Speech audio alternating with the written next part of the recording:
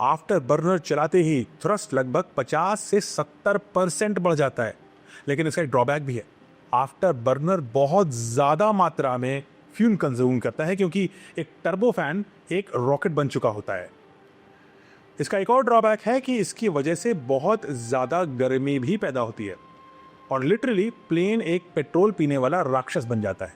Kaveri engines को after burner के साथ डिज़ाइन किया गया है और कावेरी इंजन्स को हमने डिज़ाइन किया है अपने एमका फाइटर, यानी कि 2 कावेरी इंजन एक साथ लगेंगे हमारे एमका फाइटर में, हमारे मीडियम कॉम्बैट एयरक्राफ्ट। हर कावेरी इंजन का टारगेट है लगभग 100 किलो न्यूटन का थ्रस्ट विद आफ्टर बर्नर और लगभग 60 किलो न्यूटन का थ्रस्ट बिना किसी आफ्टर बर्नर के।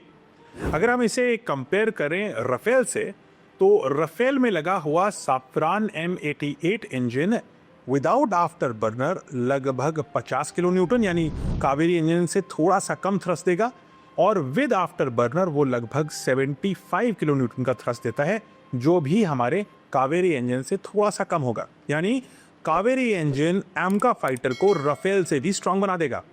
और अगर हम इसे कंपेयर करें China made, Pakistan labelled Russian engine using JF-17, क्योंकि JF-17 का इंजन रशियन है, तो JF-17 का इंजन विदाउट आफ्टर बर्नर है लगभग 50 किलो न्यूटन यानी अगेन कावेरी से कम, और JF-17 का इंजन विद आफ्टर बर्नर लगभग 75 किलो न्यूटन है, वो भी कावेरी से कम।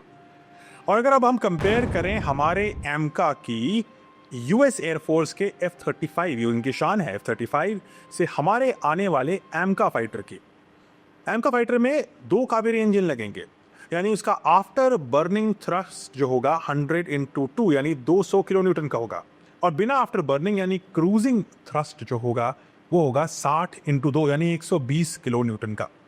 कंपेयर करें F-35 से, इसमें सिर्फ एक ही इंजन है और इसका आफ्टर बर्निंग थ्रस्ट है 190 किलो न्यूटन और इसका जो रेगुलर क्रूजिंग थ्रस्ट है वो है लगभग 125 किलो न्यूटन।